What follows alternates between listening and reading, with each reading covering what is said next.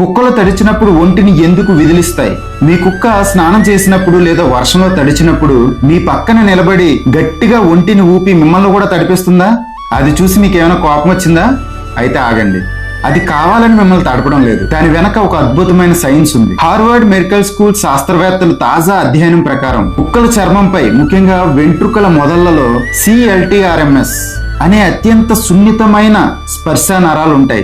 వీటిపై నీటి చుక్కలు లేదా నూనె చుక్కలు ఏదైనా లిక్విడ్ పడగానే ఆ నరాలు వెంటనే వెన్నుపాము ద్వారా మెదడుకు సిగ్నల్స్ పంపుతాయి. ఆ సిగ్నల్ వల్లనే కుక్కలు వాటికి తెలియకుండానే ఒక రిఫ్లెక్స్ లాగా ఒంటిని ఊపుతాయి. ఇది కేవలం ఒక అలవాటు కాదు, వాటి ప్రాణాలను కాపాడే ఒక జీవ పరిణామ ప్రక్రియ. చలికాలంలో కుక్కల ఒంటిపై నీరు అలాగే ఉండిపోతే అది బాడీ టెంపరేచర్ కోల్పోయి హైపర్ధర్మియా బారిన పడి చనిపోయే ప్రమాదం ఉంది. అందుకే అవి కేవలం 4 సెకండ్లలో వాటి ఒంటిపై ఉన్న 70% పైగా నీటిని ఈ ఊపుడుతో వదిలించుకుంటాయి.